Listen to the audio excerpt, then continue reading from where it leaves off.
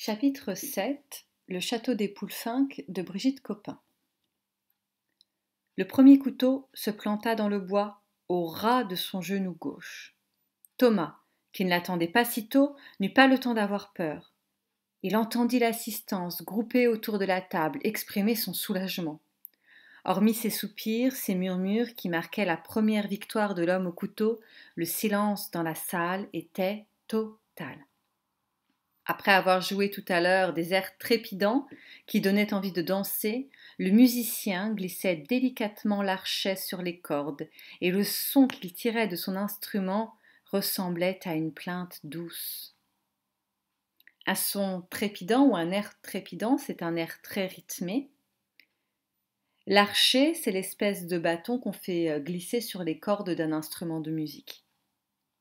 Les conversations s'étaient tues, c'est-à-dire qu'il n'y avait plus de conversation, justement, tu es le participe passé du verbe se taire. Les convives, c'est-à-dire les invités, étaient immobiles et attendaient la suite. Le divertissement qu'offraient les jongleurs invités par Raymond de Poulfinques méritait bien une telle attention. Il s'annonçait d'une rare qualité, différent des habituelles plaisanteries et des grossières danses de l'ours. Un spectacle plus dangereux, tellement plus excitant. Les serviteurs, les lavandières, les valets de cuisine, la plupart des hommes de garde avaient obtenu la permission d'y assister. Thomas essayait de deviner les expressions sur les visages de tous ces gens rassemblés, qu'il côtoyait encore quelques instants auparavant. Côtoyer signifie fréquenter. Il avait discrètement quitté la salle à la fin du repas, au moment où l'intérêt des convives pour leurs voisins de table se relâchait. Ligoté à présent contre cet étroit mantelet de bois à peine plus large que lui, il ne pouvait voir la longue tablée. Un mantelet de bois, on vous l'explique, c'est un bouclier de bois épais, monté sur pied, qui peut être posé par terre pour abriter un archer ou un arbalétrier.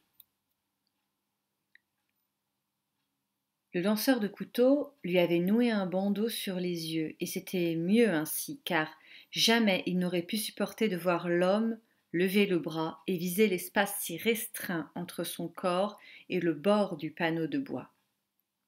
Il fallait être un vrai virtuose pour ne perdre aucun couteau dans le vide et ne pas toucher non plus cette cible vivante qui attisait toutes les curiosités. Un virtuose, c'est une personne très talentueuse, très douée.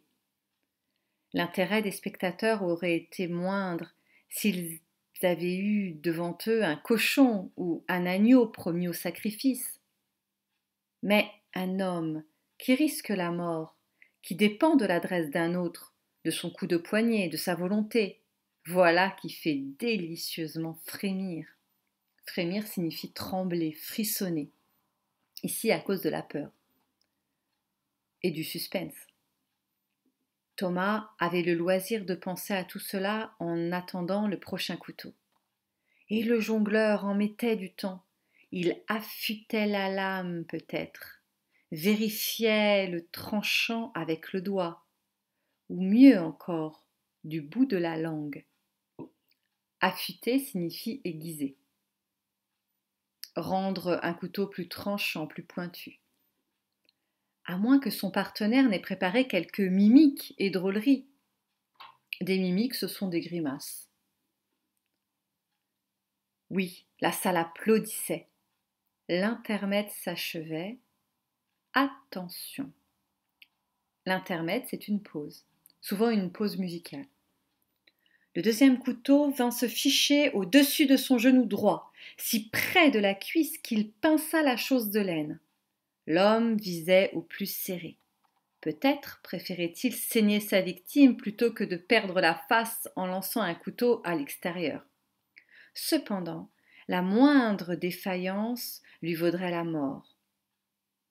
La moindre défaillance, c'est-à-dire le moindre trouble, la moindre erreur, la moindre faiblesse.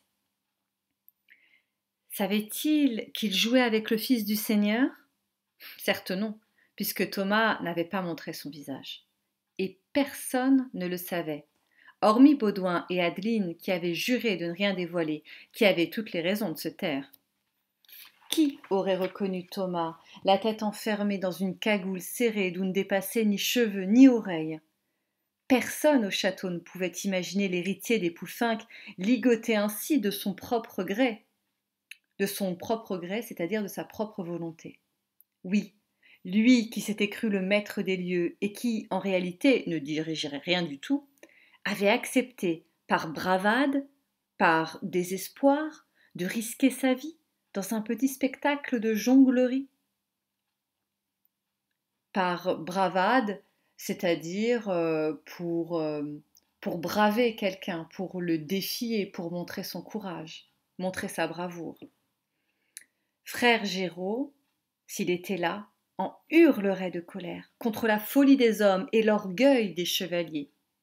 L'orgueil, c'est-à-dire la fierté, la volonté de se montrer supérieur aux autres, en tout cas de montrer toutes ses qualités. Écoute, observe, avait-il dit. Thomas agissait à l'opposé, en se jetant dans la gueule du loup. Mais frère Géraud connaissait-il vraiment la dureté du monde qui s'agite et s'entre-déchire au-delà des murs de son monastère? Un troisième couteau en haut de la cuisse, sans aucune égratignure.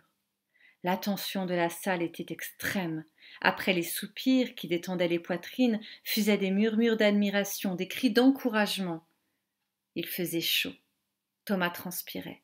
La peur s'était réveillée.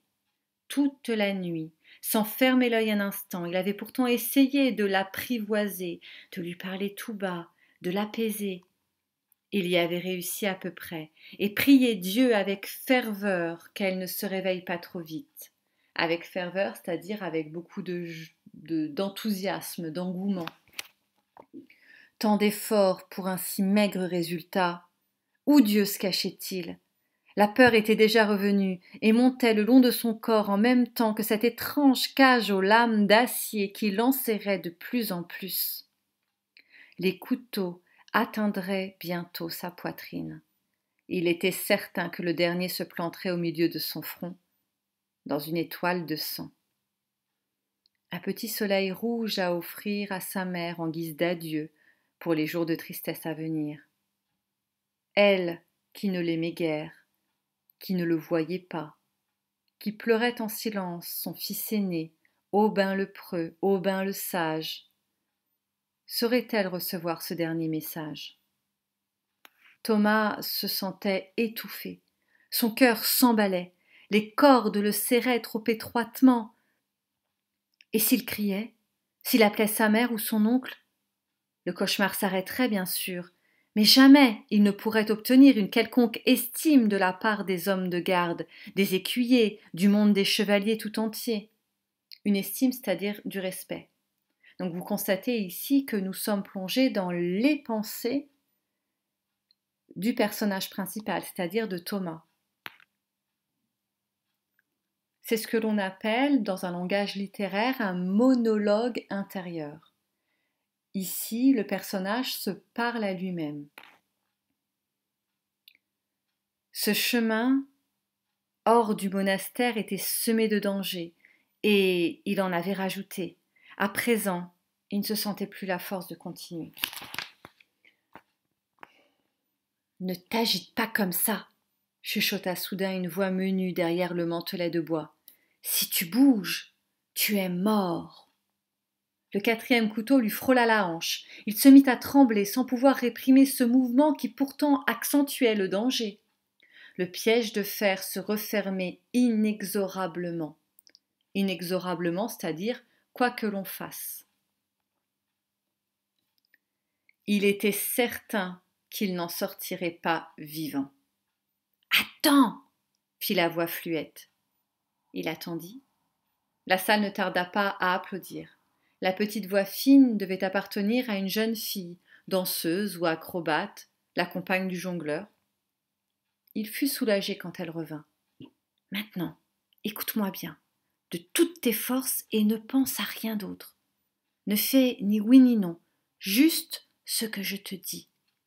Ouvre tes mains, grandes comme des marguerites, plus grandes encore.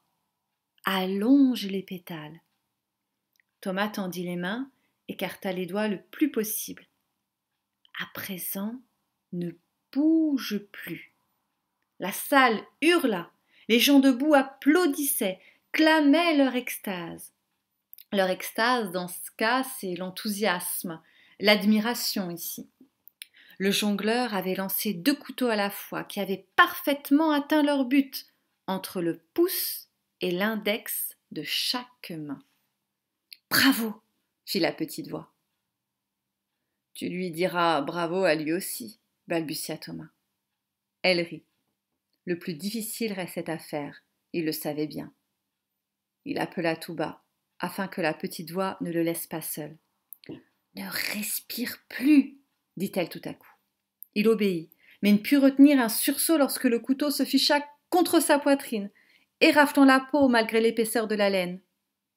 Trop près, l'homme visait trop près, et le prochain lancé s'annonçait pire encore. Le prochain serait le dernier. Tôt ou tard, le jongleur allait commettre une erreur. Il faillit crier « Pitié, frappez vite et bien, qu'on en finisse !» Que tombe enfin le coup fatal, pour que meure avec lui la peur qui le broyait, qui lui broyait le ventre. La peur du condamné qui voit la hache s'abaisser. « Chut !» fit la petite voix haletante qui revenait de ses pas de danse. Haletante, une voix haletante, c'est-à-dire une voix essoufflée. Il l'entendit à peine. Il lui semblait que sa tête enfiévrée prenait feu. Être enfiévré, c'est-à-dire avoir l'impression d'avoir de la fièvre. Des cohortes de dragons menaçants lui martelaient les tempes.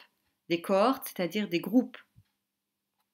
Marteler, c'est-à-dire jouer du marteau, taper. Des images désordonnées jaillissaient derrière ses yeux brouillés, des images de chevaliers comme son père, écrasés de chaleur sous le aume d'acier, menacés par les flèches des Sarrasins, rampant à terre pour trouver de l'eau. Le aume d'acier, c'est le casque du chevalier. Les Sarrasins, ce sont ceux contre lesquels les chevaliers chrétiens se battent lors des croisades. Là-bas, parmi eux, Robert de Poulfinck découvrait-il lui aussi la peur de mourir ressentie par tous les guerriers au cœur de la bataille? Et malgré cette peur, il était parti.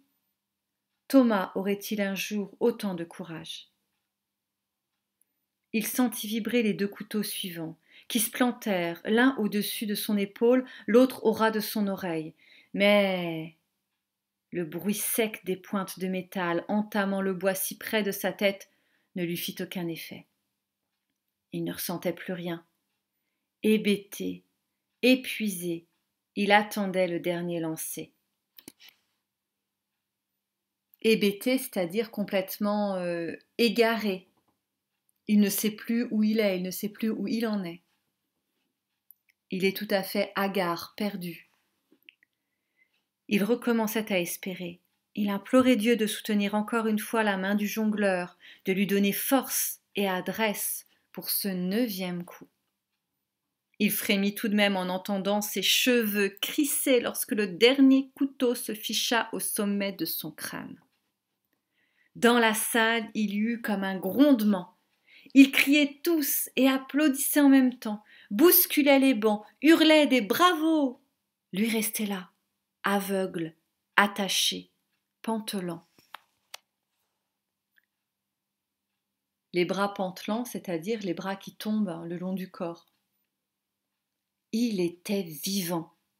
Il revenait du pays de la mort.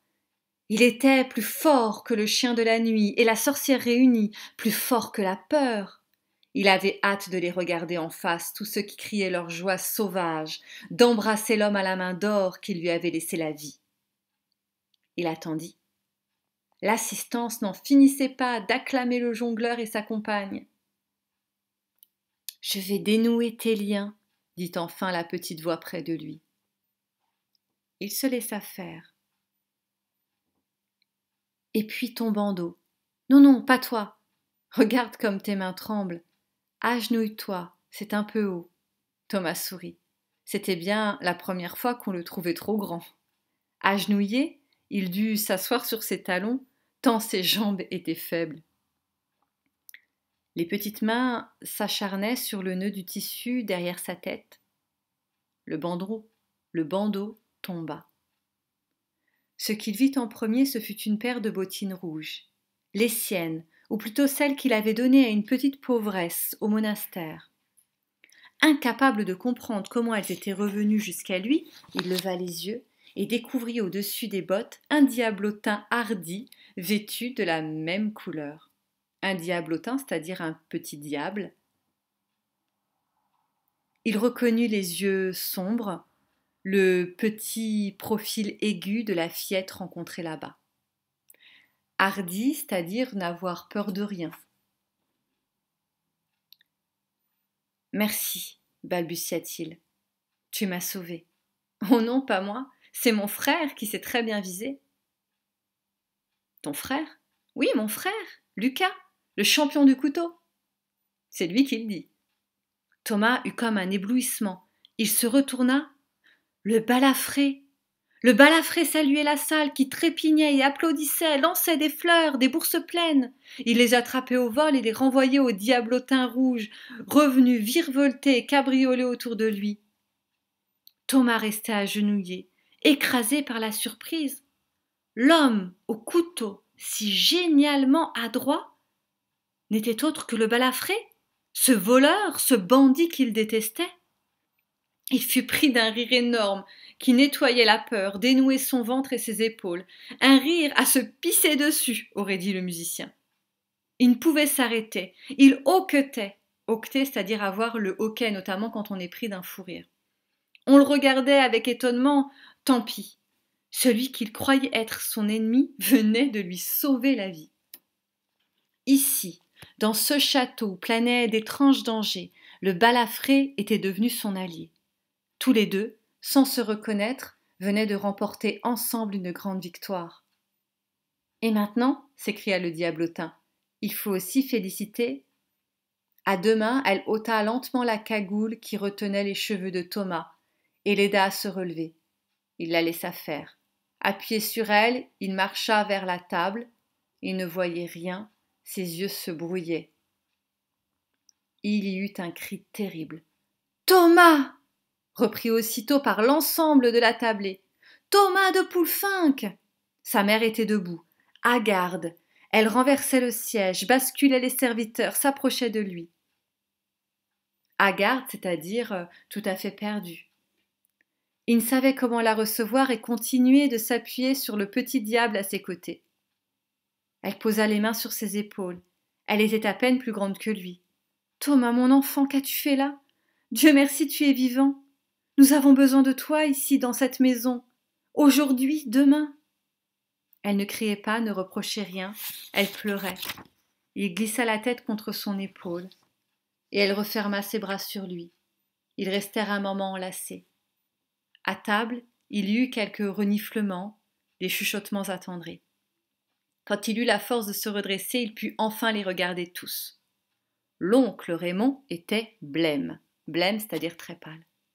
Baudouin et Gilles se tassaient sur le banc près de la porte. Se tassaient, c'est-à-dire s'écrasaient. Adeline avait des yeux immenses où brillaient les larmes. Isabelle de Poulfinck s'était ressaisie. Elle désigna le balafré et sa sœur. Qu'on l'enferme, qu'on les enferme tous les deux. Le sergent Morvan s'avançait déjà. Non, Morvan, tu ne bouges pas, dit Thomas. Il se tourna vers sa mère. Ma mère, je n'ai pas l'intention de m'opposer à vous. Mais cet homme n'a rien fait de mal. C'est au contraire grâce à son extrême habileté que je suis ici, debout parmi vous. J'ai décidé moi-même de me prêter à ce jeu dangereux. Si jamais il existe un coupable en dehors de moi, je suis sûre que ce n'est pas lui. Accordez-lui votre estime au contraire. Et même une récompense. Il l'a bien mérité. Il se tourna vers le balafré qui ne l'avait pas quitté des yeux. Je te reconnais. Je n'aurais jamais cru te revoir un jour. Moi non plus. Tu es moins petit que dans mon souvenir. Thomas sourit. c'est que j'ai déjà grandi. Isabelle de Poulfinck avait regagné son siège. De là où il était, Thomas perçut les reproches qu'elle adressa à son beau-frère. « Je vous avais confié cet enfant. C'est ainsi que vous remplissez votre rôle. » Alors vous remarquerez que lorsque Thomas s'écrit « c'est que j'ai déjà grandi », il ne parle pas forcément de sa taille physique, mais plutôt du chemin qu'il a déjà parcouru, au niveau du courage, du caractère et des apprentissages qu'il a pu déjà réaliser au château. S'il a grandi, c'est plutôt moralement, mentalement. Ce que répondit l'oncle Raymond, Thomas ne le sut pas. Son attention fut détournée par une dispute qui venait d'éclater au bout de la table. Adeline, hors d'elle, les cheveux défaits, interpellait Baudouin avec hargne. Avec hargne, c'est-à-dire avec une certaine rage, avec colère. « Ah, te voilà malin à présent, espèce de lâche. Tu as beau jeu de m'insulter, fumier. Tu sais bien que je n'ai pas eu cette idée toute seule. Tu savais que le jongleur n'avait pas demandé d'aide, qu'il avait mis au point son spectacle avec la petite Alix. Hein, Baudouin, qu'en dis-tu, au lieu de me traiter de folle ?» Baudouin, rouge et suant, avait un regard de bête prise au piège. Il jeta un coup d'œil vers Raymond de Poulfinck, comme pour le supplier de le secourir. Occupé à sa conversation avec dame Isabelle, l'oncle ne broncha pas, et Baudouin quitta la salle au plus vite. Thomas ne fut pas vraiment surpris, mais il devait intervenir. C'était le moment de parler haut et fort. Il se tourna vers son oncle. « Vous m'aviez présenté Baudouin comme un ami attentif, soucieux de m'aider, dormant au pied de mon lit en bon chien de garde. Vous vous êtes trompé. Vous pouvez le reprendre. Je n'en veux plus. C'est toi, Morvan, si tu acceptes, qui m'enseignera désormais le métier des armes. Je suis vieux, mon garçon, mais je ferai de mon mieux. Ton père, quand il rentrera, n'y trouvera rien à redire, je le jure. » Avec l'aide d'une fille de la cuisine, Isabelle de Poulfinck entraîna hors de la salle Adeline, qui ne contrôlait ni ses sanglots ni ses paroles, vociférait contre tous et criait que la lignée des Poulfinck était en danger. Vociférer, c'est-à-dire crier, hurler, mais d'un cri presque animal. Thomas ne l'écoutait plus. Il allait vers le frère et la sœur qui s'étaient mis à l'écart, inquiets, ne sachant à quoi s'en tenir. Le balafré, les mâchoires serrées, ressemblait au loup-cervier s'apprêtant à bondir. Tout cela est bien vrai, n'est-ce pas ? Ensemble, ils hochèrent la tête. Thomas s'approcha encore. « Je te remercie d'avoir visé juste. »« Dame, j'avais pas envie de finir avec la main coupée ou la corde autour du cou. Qu'est-ce qu'elle deviendrait, la petite ?»« Dame, c'est un équivalent de mon Dieu. » La petite, aux bottines rouges, les regardait tous les deux de ses grands yeux noirs. Elle n'avait pas l'air si jeunette. Elle était simplement très menue. Très menue, c'est-à-dire très fine, très maigre. « Il y a plus de place sur le mantelet quand c'est toi qui fais la cible, » voulut plaisanter Thomas. Elle riposta aussitôt. « Toi, tu avais peur. Moi, je sais qu'il n'arrivera rien. » Thomas recula d'un pas. Le balafré et sa sœur étaient des animaux sauvages, toujours prêts à griffer ou à s'enfuir.